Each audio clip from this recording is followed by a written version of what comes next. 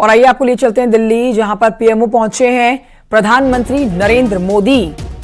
थोड़ी देर में संभालेंगे पदभार, तीसरी बार पदभार संभालने के लिए अब तैयारी पीएम मोदी की। तस्वीरें आपको दिखाएंगे जैसे ही पीएमओ पहुंचेंगे नरेंद्र मोदी। तो तीसरा कार्यकाल मोदी 3.0, मोदी सरकार 3.0 का आगाज हो चुका है। आज बड़ी बैठक भी होने जा रही है मोदी कैबिनेट की शाम 5 बजे, लेकिन उससे पहले पीएमओ पहुंचे हैं नरेंद्र मोदी। प्रधानमंत्री नरेंद्र मोदी अब से थोड़ी ही देर में पदभार संभालेंगे। नई जिम्मेदारियां, नई चुनौतियां, देश का विकास अहम मुद्दा, जिसके लिए आगामी 100 दिन का अब आगे रोडमैप तैयार होना है। बड़ी जिम्मेदारी संभालते हुए पीएम मोदी अब आगे बढ़ चुके हैं। आज बड़ी कैबिनेट की बैठक, सबसे अहम मंत्रालयों की आज जो बैठक होनी है वो शाम 5 बजे होनी है। लेकिन इससे पहले ये जानकारी दे देते हैं आपको, पीएमओ पहुंचे हैं नरेंद्र मोदी। कल शपथ ग्रहण के बाद आज एक्शन मोड में नजर आने वाले हैं मोदी कैबिनेट के मंत्री, क्योंकि शाम को अहम बैठक होगी। ड्रीम कैबिनेट में आपने देखा कई नई चेहरों की एंट्री हुई है, बड़ी जिम्मेदारियां इनको दी जानी है। लेकिन तस्वीरें आपको दिखा रही हैं, कारवां आप देख सकते हैं पीएमओ पहुंचने का नरेंद्र मोदी का। प्रधानमंत्री नरेंद्र मोदी पीएमओ पहुंच रहे हैं।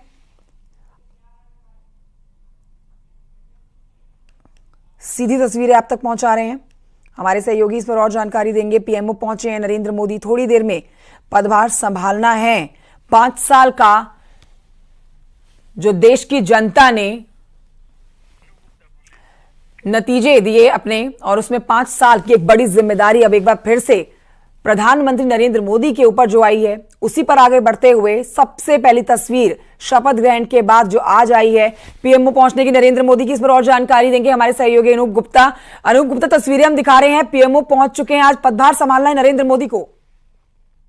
बिल्कुल, जिस तरीके से आप तस्वीर देख रहे हैं, वाकई प्रधानमंत्री नरेंद्र मोदी ने कल भी जब अपने मंत्रियों के साथ चाय पे चर्चा के लिए वो बैठे थे, तो उस समय वो उन्होंने कहा था सभी मंत्रियों से कि शपथ ग्रहण समारोह के बाद और पोर्टफोलियो डिसाइड होने के बाद आप तत्काल काम पर लग जाएं, क्योंकि जिस तरह का जनादेश मिला है आपको जनता के हित में काम करने हैं। और इसके अलावा उन्होंने जो 100 दिन का एजेंडा सेट किया है उस पर भी काम करने के लिए सभी मंत्रियों को हिदायत दी थी।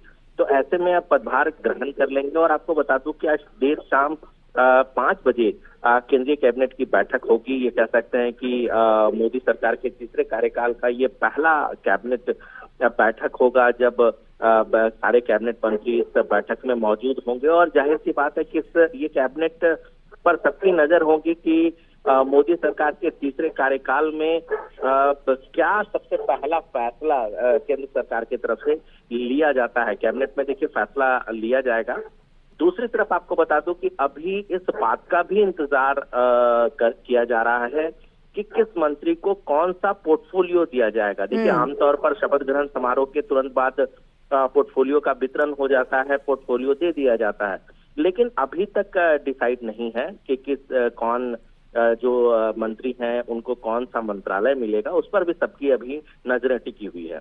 बिल्कुल, तो पोर्टफोलियो किसको क्या मिलता है, क्या बड़ी जिम्मेदारी मिलती है, कौन सा मंत्रालय संभालने के लिए मिलता है, अनूप गुप्ता, ये तो चर्चा का विषय है ही, लेकिन इससे अलग ये भी बहुत बड़ी चर्चा का विषय है कि बीजेपी का राष्ट्रीय अध्यक्ष अब कौन होगा, क्योंकि जेपी नड्डा तो मंत्रालय पहुंच चुके हैं। अब ऐसे में यह भी देखा जाना है कि अब बीजेपी की कमान कौन संभालता है बतौर बीजेपी के राष्ट्रीय अध्यक्ष के रूप में। अनूप गुप्ता, बहुत शुक्रिया आपका जानकारी के लिए।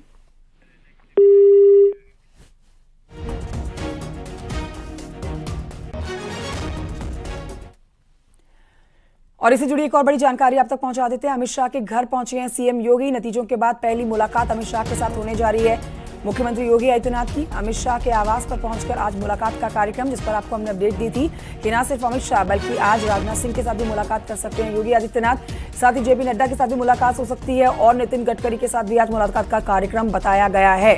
नतीजों के बाद मुलाकातों का दौर लगातार जारी है। आज शाम को 5 बजे जो कैबिनेट की बैठक होनी है, अब देखिए ये जरूरी हो जाएगा किसको क्या मंत्रालय मिलेगा। लेकिन उससे पहले योगी आदित्यनाथ पहुंचे हैं अमित शाह के आवास पर मुलाकात के लिए। और आइए एक बार फिर से पहाड़ की खबरों का रुख करेंगे और आपको बताएंगे अल्मोड़ा पिथौरागढ़ लोकसभा से लगातार तीसरी बार सांसद बने अजय टम्टा को मोदी मंत्रिमंडल में जगह मिल गई है। अजय टम्टा उत्तराखंड के इकलौते ऐसे सांसद हैं जिन्हें मंत्रिमंडल में शामिल किया गया है। साथ ही अजय टम्टा ने 2 बार केंद्रीय मंत्री बनने का रिकॉर्ड भी बना लिया है। देखिए इस पर एक रिपोर्ट। अजय टम्टा ईश्वर की शपथ लेता हूं कि मैं विधि द्वारा स्थापित भारत के संविधान के प्रति सच्ची श्रद्धा और निष्ठा रखूंगा। सामान्य परिवार से आने वाले अजय टम्टा लगातार तीसरी बार जीतकर संसद पहुंचे हैं। टम्टा पहली बार 2009 में अल्मोड़ा पिथौरागढ़ लोकसभा से चुनाव लड़े थे। ये चुनाव भले ही टम्टा हार गए हो, लेकिन इसके बाद हुए आम चुनाव में वो जीत की हैट्रिक लगा चुके हैं। पहला लोकसभा का चुनाव अजय टम्टा ने 95,000 से जीता था, लेकिन 2019 और 2024 के चुनाव में उन्होंने जीत के सभी रिकॉर्ड ध्वस्त किए हैं। 2019 के चुनावों में जहां अजय टम्टा ने 2,35,000 के अंतर से कांग्रेस के प्रदीप टम्टा को मात दी थी, वहीं इस बार भी उनका जीत का आंकड़ा 2,34,000 पार कर गया है। उत्तराखंड की इकलौती रिजर्व सीट से जीते अजय टम्टा को मोदी कैबिनेट में जगह देकर राज्य को भी केंद्र में प्रतिनिधित्व मिला है। देखिए, माननीय प्रधानमंत्री जी के मार्गदर्शन में हम लगातार पिछले 10 वर्षों से काम कर रहे हैं और सरकार में भी रहने का मुझे योगदान पहले भी माननीय प्रधानमंत्री जी के साथ रहा है। और जो प्रोजेक्ट हमारे ऑलरेडी चल रहे हैं उत्तराखंड राज्य के अंदर, चाहे वो ऑल वेदर के हैं, भारतमाला के हैं, रेल नेटवर्क के हैं, एयर कनेक्टिविटी के हैं, रोड के चौड़ाकरण के हैं, तो उनको और तेज गति देने में जिस प्रकार से हमारे काम चल ही रहे हैं, उनको और तेज गति से हम करेंगे और शक्ति लगा के काम करेंगे। अच्छे से मॉनिटरिंग करके उनको समय से पूरा कर देंगे, जो भी योगदान मिलेगा पूरा करेंगे। इससे पहले भी मोदी सरकार में अजय टम्टा केंद्रीय मंत्री रह चुके हैं। अजय टम्टा ने 2016 से 19 तक कपड़ा राज्य मंत्री की जिम्मेदारी निभाई थी। आइए एक नजर डालते हैं केंद्रीय मंत्री अजय टम्टा के राजनीतिक सफर पर। अजय टम्टा का बीजेपी के साथ राजनीतिक सफर 1990 से शुरू हुआ। साल 1996 में अजय टम्टा पहली बार अल्मोड़ा जिला पंचायत के सदस्य बने। इसी दौरान उन्होंने जिला पंचायत उपाध्यक्ष के पद पर भी जीत दर्ज की। साल 1997 से 2000 तक टम्टा अल्मोड़ा जिला पंचायत के अध्यक्ष भी रहे। राज्य के पहले विधानसभा चुनाव में वे निर्दलीय सोमेश्वर सीट से चुनाव लड़े, लेकिन हार गए। 2007 के चुनाव में बीजेपी के टिकट पर सोमेश्वर सीट से विधायक रहे। विधायक बनने के बाद 3 साल तक उत्तराखंड के कैबिनेट मंत्री भी रहे। विधायक रहने के दौरान ही टम्टा को 2009 में बीजेपी ने लोकसभा सीट का टिकट भी दिया। 2014 में अजय टम्टा पहली बार लोकसभा का चुनाव जीते। इसी दौरान 2016 से 19 तक उन्हें केंद्र में कपड़ा राज्य मंत्री भी बनाया गया। अजय टम्टा के एक बार फिर केंद्रीय मंत्री बनने से पूरे उत्तराखंड में खुशी की लहर है।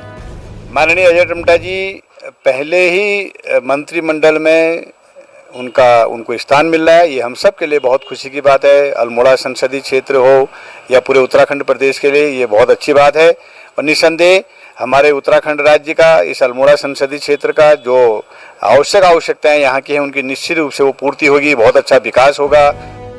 अल्मोड़ा पिथौरागढ़ लोकसभा से अजय टम्टा इकलौते ऐसे सांसद हैं जिन्हें 2 बार केंद्र में मंत्री बनने का मौका मिला है। टम्टा से पहले इस लोकसभा सीट से सिर्फ बची सिंह रावत ही केंद्र में मंत्री बने थे। एससी वर्ग के अजय टम्टा को केंद्र में मंत्री बनाकर बीजेपी ने उत्तराखंड में जातीय समीकरणों को भी साधा है। राजपूत समुदाय से पहले ही पुष्कर सिंह धामी को मुख्यमंत्री बनाया जा चुका है, जबकि ब्राह्मण समुदाय के महेंद्र भट्ट बीजेपी प्रदेश अध्यक्ष हैं। वहीं अब अजय टम्टा को केंद्र में मंत्री बनाकर एससी वर्ग को भी साधने की कोशिश की जा रही है। अल्मोड़ा से किशन जोशी के साथ पिथौरागढ़ से विजयवर्धन उप्रेती की रिपोर्ट। तो केंद्र में मोदी सरकार का गठन होते उत्तराखंड में धामी सरकार भी एक बार फिर से एक्शन मोड में आ चुकी है। चुनाव के भागदौड़ के दौरान आचार संहिता के कारण जो काम रुके हुए थे, एक बार फिर से उन पर तेजी से काम होना शुरू हो चुका है। उन कामों को तेज गति के साथ आगे बढ़ाया जा रहा है। देखिए रिपोर्ट।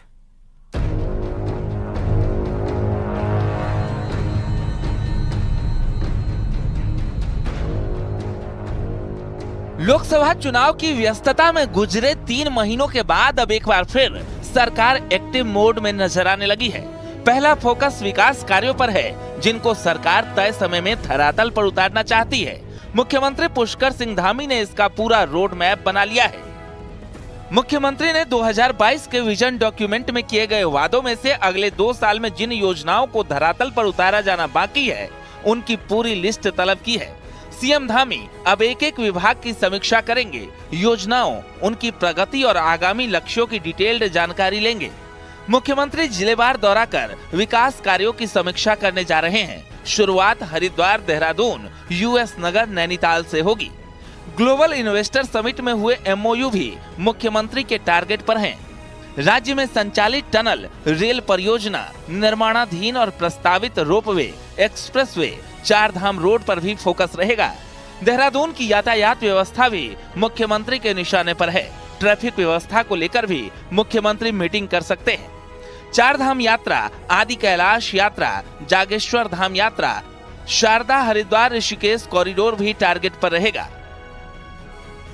ये तो रहा विकास कार्यों को लेकर सरकार का प्लान। इसके अलावा प्रशासनिक फेरबदल भी तय है। सबसे पहले कई अफसरों पर गाज गिरेगी। अफसरों की सूची बाकायदा तैयार हो चुकी है। एक झटके में सचिवालय से लेकर जिलों तक के कई अफसर इधर से उधर किए जा सकते हैं। न्यूज़ 18 के लिए देहरादून से सुनील नप्रभात की रिपोर्ट।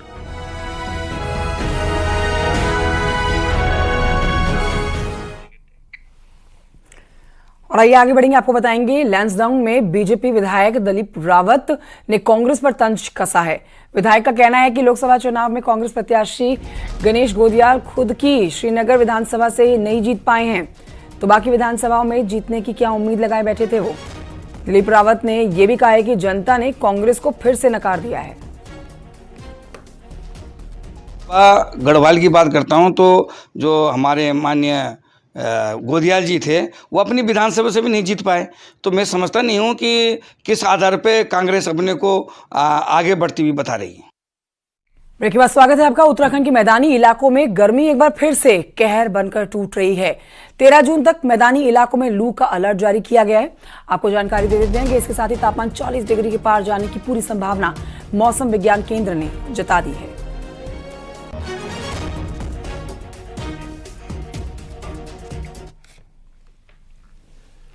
चारधाम यात्रा से जुड़ी जानकारी आप तक पहुंचा रहे हैं, जहां 1 जून को माफ कीजिए 1 महीना पूरा हो चुका है आज, यानी कि 10 जून को 10 मई को चारधाम यात्रा का आगाज हुआ था और आज 10 जून को पूरा 1 महीना हो चुका है। और इस बीच आपको ये महत्वपूर्ण जानकारी दे देते हैं कि रिकॉर्ड चारधाम यात्रा में भक्तों ने दर्शन किए हैं। चारधाम यात्रा में 19 लाख से ज्यादा श्रद्धालु अब तक दर्शन करके लौट चुके हैं। सबसे ज्यादा भक्त जो पहुंचे हैं वो केदारनाथ में पहुंचे हैं, जहां 7,66,000 यात्री दर्शन करके लौटे हैं।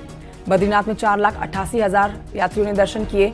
गंगोत्री में 3,56,000 भक्तों ने दर्शन किए और यमुनोत्री में 5,000 भक्तों ने दर्शन किए।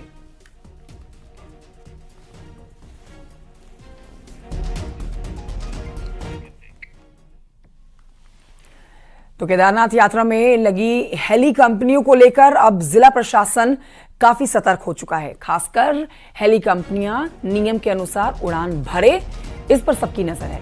इसको लेकर अलग से ही एक सेक्टर मजिस्ट्रेट की तैनाती कर दी गई है, जो इस कंपनियों पर, इस काम पर पैनी नजर रखने जा रहा है।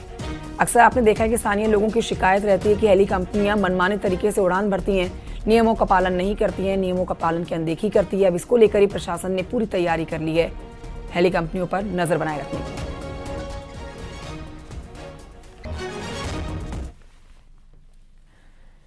उधर कैंची धाम तक पहुंचना श्रद्धालुओं के लिए किसी चुनौती से कम नहीं हो रहा है। रोजाना यहां पर लंबा जाम पर्यटकों को परेशान कर रहा है। तस्वीरें भी आपको दिखा रहे हैं। 15 जून को स्थापना दिवस है कैंची धाम का। अब ऐसे में यहां पर भीड़ ज्यादा आती है। लंबा जाम आप जहां तक नजर डालेंगे आपको नजर आएगा। कैंची धाम में स्थापना दिवस के दिन मेला लगता है। इस मेले के आयोजन में दूर दराज इलाकों से लोग आते हैं। लेकिन जो तस्वीरें आप देख रहे हैं, कैंची धाम को मेले के दिन 0 जोन बनाया जाना है, इस पर जानकारी आपको दे रहे हैं। भवाली और सैनिटोरियम चौराहे से श्रद्धालुओं को शटल सेवा से ही कैंची धाम भेजा जाएगा। जो बदलाव किए गए हैं वो ध्यान से आप जान लीजिए। 11 पार्किंग स्थल बनाए जाएंगे। अल्मोड़ा, पिथौरागढ़, बागेश्वर में ट्रैफिक को वाया रामगढ़ भेजने के लिए प्रशासन ने रूट तैयार किया है। 15 जून को कैंची धाम का स्थापना दिवस है। लाखों की संख्या में यहाँ पर लोग पहुंचते हैं। ऐसे में हर कोई आके दर्शन करके लौटे और यातायात व्यवस्था ना चरमराए, इसके लिए नई गाइडलाइंस जारी कर दी गई हैं। जिलाधिकारी महोदया की अध्यक्षता में मीटिंग हो चुकी है और उसमें जो हमारे स्तर से ड्यूटी लगनी है, हमारे द्वारा ड्यूटी चार्ट तैयार किया जा रहा है और बहुत जल्दी ड्यूटी चार्ट जो है वो घोषित कर दिया जाएगा। और कैंची धाम में भी व्यवस्था नहीं होने दी है किसी प्रकार की। 15 जून को जो बाबा जी के जन्मदिन दिवस के अवसर पर जो कार्यक्रम होता है उसको बहुत अच्छे से सकुशल संपन्न कराया जाएगा। बरसाती सीजन में चमोली और उत्तरकाशी हाईवे पर मुश्किलें बढ़ सकती हैं। इस बात का खुलासा हुआ है पुलिस की उस रिपोर्ट से जिसे पुलिस ने शासन को भेजा और इस पर कार्रवाई तेज करने की बात कही। देखिए रिपोर्ट।